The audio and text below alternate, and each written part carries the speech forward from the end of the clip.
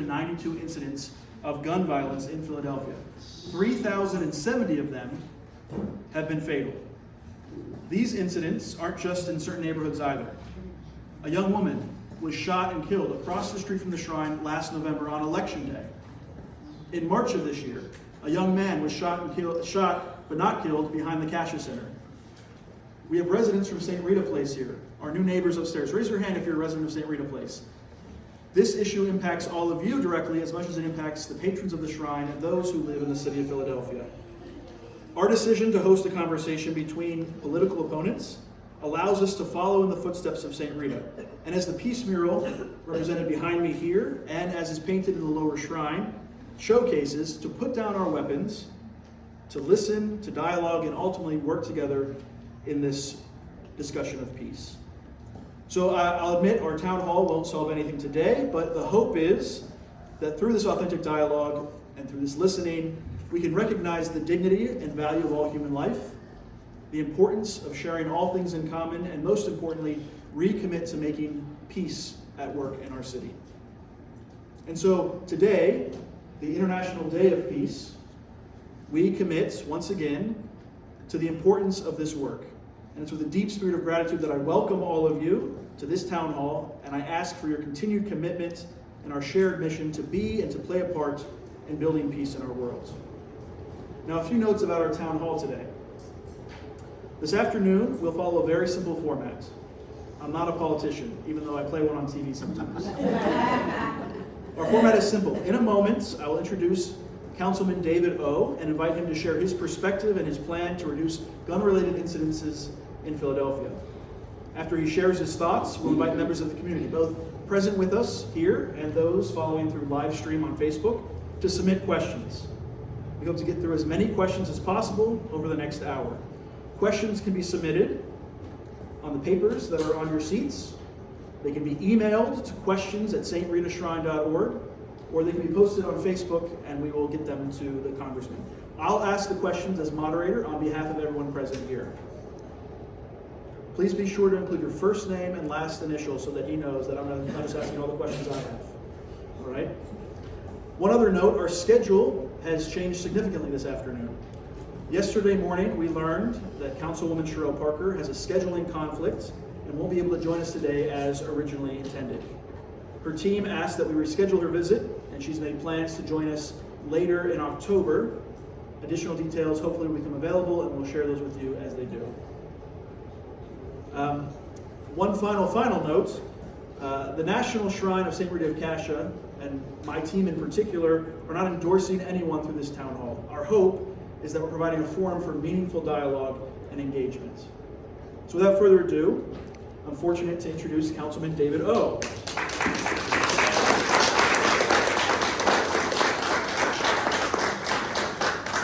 Mr. O, as we all know, is the Republican candidate for mayor of Philadelphia.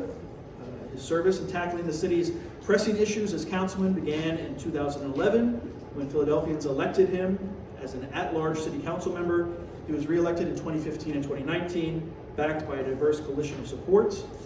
He is the first Asian American to hold political office in Philadelphia.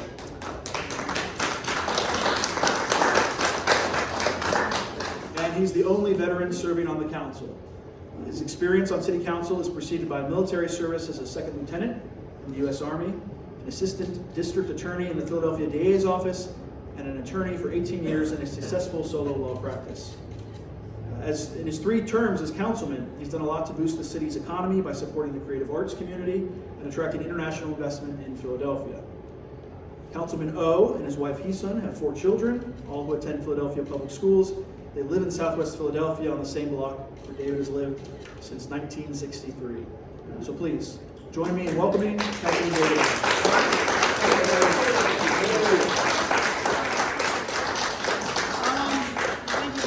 I know that you're, busy and eager to get to the issues. I'm going to start a little unusually because I want to give a little background, because I think when it comes to the issues of how we deal with murder, violent crime, recidivism, and reducing, not just dealing with the murders as in deterrence, but also reducing the cycle of violence, and how we exactly do that.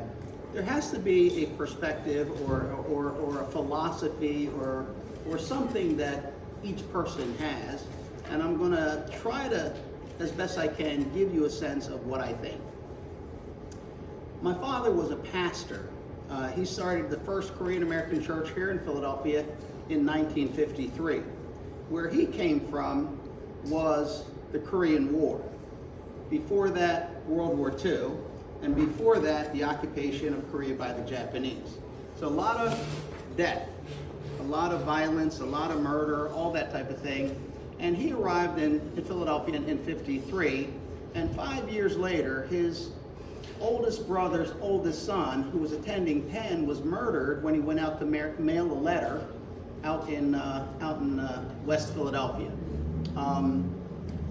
And that was 1958. And at the time, there was a lot of discrimination, racism. There were a lot of issues surrounding our city. And what happened was, a Penn student went out to mail a letter, was beaten to death by 11 African American youth, and it had all the issues of race and everything else. You know, people were shocked by it, and they were calling for the death penalty. And from Korea, his parents, who had never been in the U.S., wrote a letter, and the letter basically said that they would like to request the most lenient treatment under the laws of your government, and that they would raise money for the education, rehabilitation, spiritual guidance of the 11 youth. But what they said was based in the Bible. They were very religious people, and they had seen a lot of death. Their perspective, I think, could be summarized this way: that they wanted to make meaningful the murder of their son. And the most meaningful thing they could think of was the salvation of those young men. Because what they believed is that at a time like this, it's not the human perspective that is important, but it's God's perspective. That God loves those boys as much as he loved their son. It's a very difficult thing to do because they didn't get like praise. They got a lot of praise, but they got a lot of hate mail too. And actually had to move out of West Philly because of death threats. What is a right and wrong thing to do, right, under those circumstances? But I was impacted that because in our house was a portrait of his nephew in Ho-Oh, and the letter, very touching and moving letter. They ended up requesting the body to be buried in Philadelphia. It's at Old Pine Cemetery. And on the tombstone, it only says to turn sorrow into Christian purpose. And I think when we deal with murder, we have really two important challenges. The practical challenge of how we make everyone safe today, immediately. The other challenge, in addition to like how do we make them safe today and tomorrow, is what is underneath that. We talk a lot about long-term solutions. Long-term solutions, more meaningful, substantial solutions, I'm all for them. They take a long time. I'm all for them. We have not done them. We're not going to do in 6 months what we have not done in 30 years. You know, so that's the truth of the matter. But what I mean is, what is the reason that people are turning to killing each other in alarming ways? Murder starts in the heart, does it not? The mindset of murder. Anyway, I think those are the two things we really have to deal with simultaneously. And I am challenging our city to really think deeply on that. Compassion is important. But if you put compassion ahead of justice, if you put compassion ahead of practicality, you will end up with what we have now. Growing murder rate, growing drug addiction, inability to take care of these problems, leniency that leads to what? Bad behavior. There has to be a clear understanding of what the process is that we respect, how we have a society where people live together well, how we improve that society, starting with nobody should be afraid for their life. Walking outside, going to the store. Look, if you want to go out for whatever reason you want to at 1 o'clock in the morning, stroll around, that's your right. You should be able to do that. One of the best things about living somewhere around here, I think there's a diner across the street. I've been there a few times. I don't know if they're 24-hour anymore. If they're not, it's probably because of crime. If they're not, it's probably because of crime. There's many things that have impacted this city. Crime. Kids can't go to school. Teachers are quitting. Social workers are quitting their jobs because of crime. Neighbors are locked in their homes. People are challenged at this point in time. So let me get into a couple practical things. The first is this. Before we can address so many important issues about quality of life, about people's aspirations, about the future of our city, about what people do to work, about bringing all those people who work in Center City back into our city, because without them, we're not getting their wage tax. Without them, this city is really challenged to pay for things, and it's not good. I was on city council. I'll tell you quite frankly, it's really bad. And who is going to pay the price? Our residents. And we can't have that because the property taxes are already out of control. They're improper. I say they're illegal. The methodology was audited and found below industry standard, and what we found is the people who are taxed the most are the poorest people in our city because they're the most vulnerable. And so crime is preventing all those folks who work in our city, who used to pay a wage tax, who used to go shopping, who used to go to dinner, who used to go to concerts, who used to have business meetings, and all those businesses are suffering, and many of them have closed, and people are now having businesses that are barely making it, and other people are trying to get out, and a lot of people, they just are planning not to open businesses here. We have a very significant problem because, again, when we look at what young people are doing, they don't have anything to do. They're working on their dirt bikes, they're working on their ATVs, they're getting ready to come in to ride around the art museum and up and down South Broad Street. We have to put their creativity and their mind and their energy into things that are positive and productive. And we can do that, but if you have nothing for them, they will find mischief. So let me start with this. Every law will be enforced if I am mayor. I have a problem with our current mayor. I don't believe that if you elect me mayor, you've elected me to choose which laws will be enforced and which ones will not. You understand what the laws are. My job is to ensure that the laws are enforced fairly and properly and in accordance with the spirit and letter of the law. It is not my job to say retail theft, we're not going to do it. ATVs, dirt bikes, not going to do it. Loud noise and parties, not going to do it. People walking around creating violence, and we're not going to do that. No, that's not why you elected me, to be emperor. There are a set of laws. You know what they are, and you have expectations because of them. You have rights, and you are right to expect that the laws that were created by Congress, by the state legislature, by city council, whomever, will be enforced if they are proper laws and will be enforced fairly.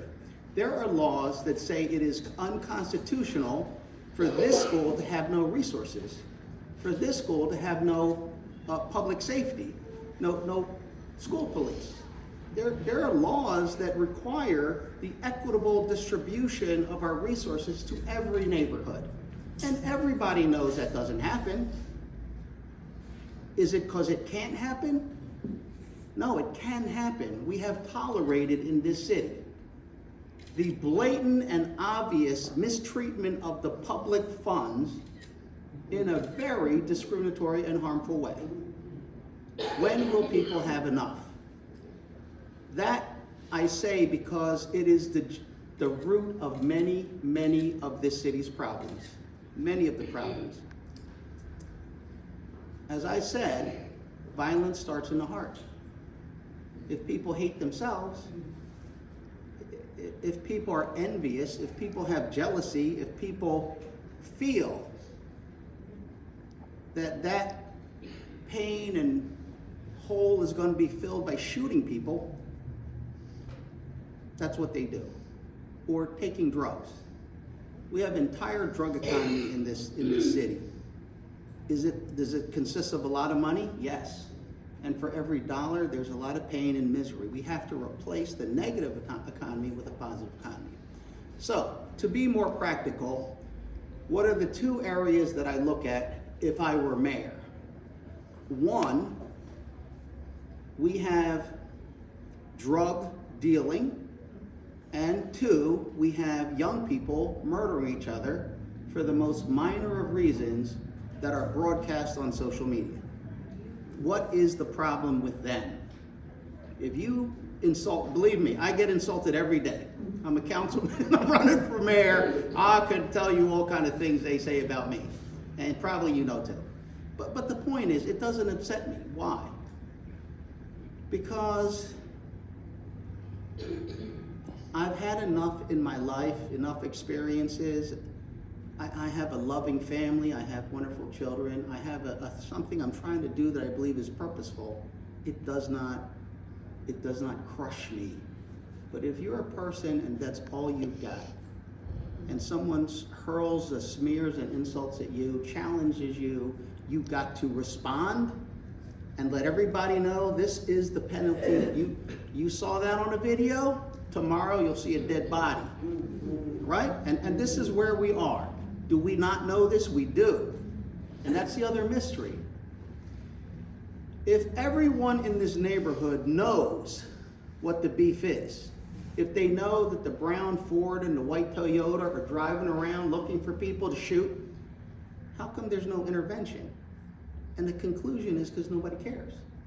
Like they don't care about our schools, like they don't care about our library, like they don't care about the filth in our neighborhood, like they don't care about any other thing in our community because they don't care about us. We have to change that message right around, like right now, immediately. We care. We will care to protect your life. We will care that you will not be in danger waiting for the bus, taking the L, getting on the Broad Street line. We will care that you can walk around your neighborhood. We will care. You will see us care about you. And we will not insult you. And we will not mistreat you. And we will not treat you like you have no rights. Better policing, community policing, at your service policing, because that's what policing is. You cannot have a police force that is fighting with its own residents. The residents call, say, help us enforce the law. They gotta come and say, what can I do for you, man? What can I do for you, sir? We know who you are. You live in a community. And we understand what the problems are. So, in order to address the first problem, we have to have enough police officers. They have to be recruited in that mindset, and they have to want to work for our city. I will tell you right now, our police force is short 1,300 officers. And I read the other day, it might be like around 1,600. We're losing officers every year. They can't wait to get out of our city. And a lot of them do not want to respond to your calls. Well, that's if you can get through to 911, right? All of that, I will tell you, is unacceptable. 911 will answer calls. What is the problem? I have no idea, but I will tell you that as mayor, if I have to get another entity to pick up the phone for 911, we will automate, use technology, whatever it is, that phone will be picked up in 3 rings. You cannot have a system where someone's had a heart attack, someone has a man with a gun in their house, you have people breaking your windows, you're calling 911 and nobody's answering. You know what that does? It causes those people to buy guns. And that's the other thing of this. The lack of public safety, the lack of confidence, the lack of seeing that anybody cares for you has resulted in a proliferation of gun ownership by people who hate guns. the largest demographic of people who hate guns are African American women. The demographic of people buying guns more than African American women. What is the problem with this? The people who hate guns are buying guns. What does that tell you? They're afraid. They're alone. They're afraid not only for themselves, but for their children, their families. And they're not sure that they can count on the police. And sometimes they don't actually want to call the police. That has to be repaired. And so hiring the proper number of officers, in other words, by police district, by shift, to patrol, to respond, you need a certain number. Sometimes there's only 2 patrol cars for an entire police district. And then what happens if they don't want to get out of their car? Like, I'm sorry, that's going to have to be dealt with by the next mayor. You're going to have a new day here. We are enforcing the law. We are counting on you. We are not going to abuse you, police officers. That's why I oppose stop and frisk. I'm an attorney. I'm a former prosecutor. Stop and frisk is legal when someone, you have you have information, reasonable information, a crime has been committed or criminality is afoot, and this person is a subject. But secondly, you have to have articulable facts as to why you believe this person is armed and dangerous. And for your protection, you can investigate and you can pat down. It has been abused in the sense that when you're trying to do good, you end up doing bad. You're trying to stop murders out in Southwest Philly or West Philly, and so you're taking people from like Mayfair, the police officers, where they're dealing with prostitution, loitering, that stuff, and you're sending them down to Southwest Philly or West Philly, and guess what? They're white, and the people here are black, and now you're sending them out to tell people to go home. I'm sorry, there's no law that says they have to go home. So when you start telling young people, young men or adults or women, you got to go home, or they're violated. And you're losing the war right there. The police should never be instructed to violate the Constitution and to abuse people, because the people will resist that. And how do we police that way? It's counterproductive. The police have got to be your friend. The person of old, right? You know, the little boy goes up to the police officer, can you help me get my cat from another town? That's what we want. We want that. Sorry, officer, I'm from out of town. I'm lost. Can you tell me polite service? Can you help me? I locked myself out of my car. Sure, we'll help you. We'll help you. That has got to be the response.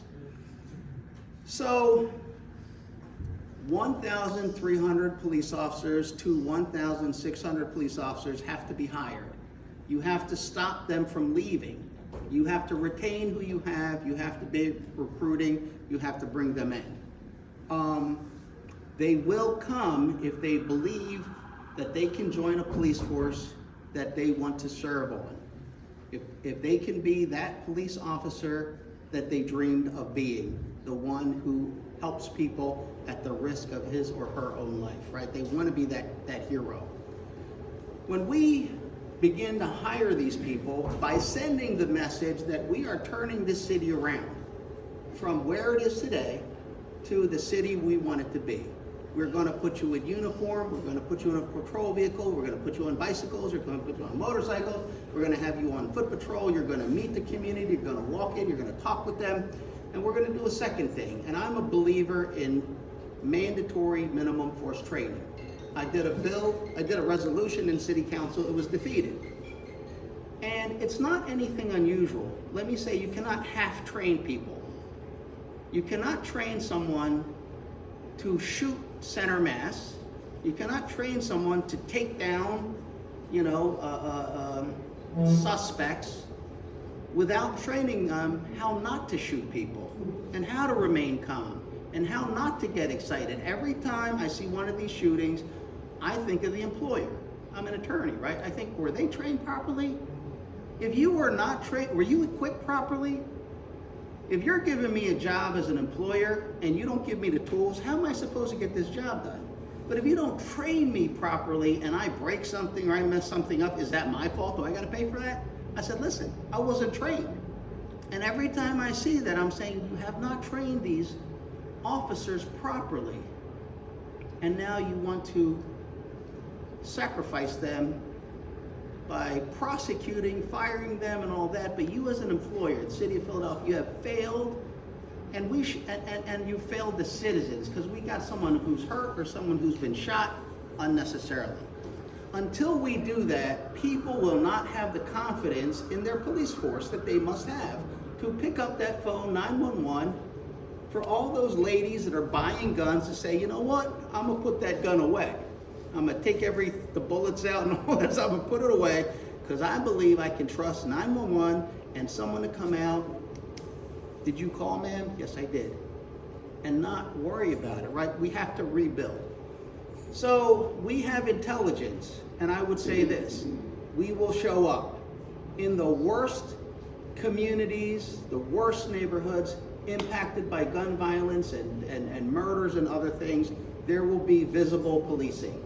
You will see that, but they cannot be an occupying negative force. They have to work with the community. They got to know the community. They will be there. First thing you see, our neighborhood looks different. We have police at the rec center, police at the school, transit police. There's police for the community. We see them at night. We see them in the day. We see these people and they're saying, good morning, how are you? You'll see them in your churches and mosques and synagogues. You'll see them in your community centers, in your neighborhoods. You'll see them. That sends the message that we care.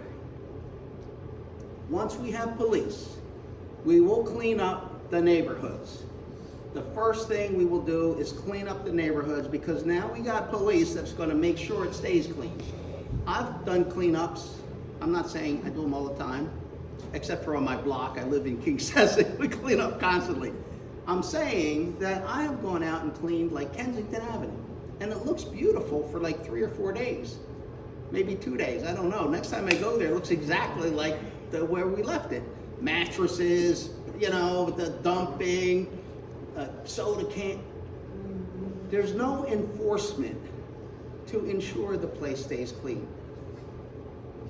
Put the police out. Clean up the place. Green the place. Make sure all of that is done. Why? Because you're sending a message to the residents, hey, something is different. Something has changed. That is the most immediate message.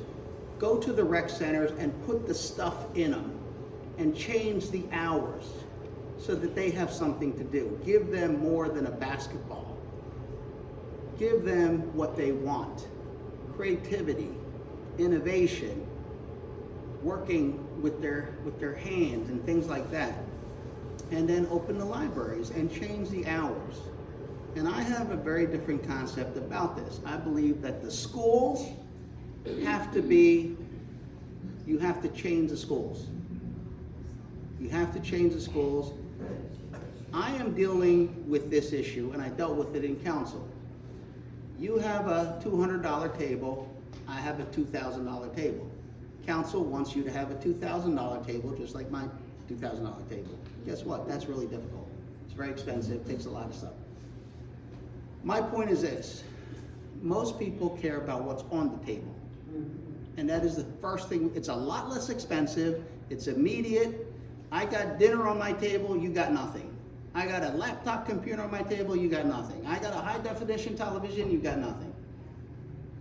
Let's put the stuff on your table and let's work on making your table better. But let's give you the stuff. So the first thing is the rec center hours, and look, it's gotta be safe. Everything is around public safety. Put the things in there, coordinate it with the school, coordinate with the community, and the libraries have to be reimagined. And I'm gonna say this. I look at it differently. I'm from King Sessing, Southwest Philly. I grew up around 58th and Baltimore Avenue during the gang war years, where my friends murdered each other. That was normal back then, right? What do I know about that? I know that even with all the violence that was occurring in my public school, Longstreth, Turner, Bartram, I would have gone to, but I went to Central. In all of that, do you know that people really took care of the books at the library? And later I found it like very interesting, right? You have kids that they're ready to kill each other, but they got a cover on the book.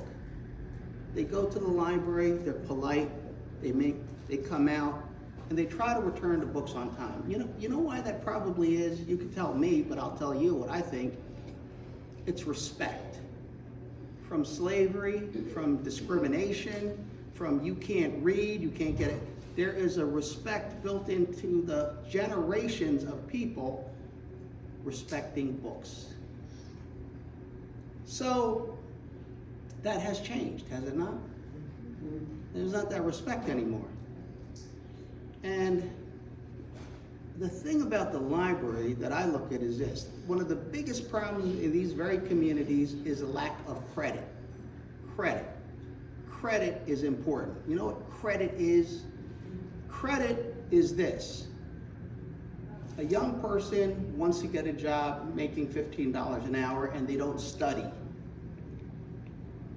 But thinking about years of studying, years of not working, years of not making $15 an hour and going to college and getting a scholarship. Credit. Not buying that candy bar today.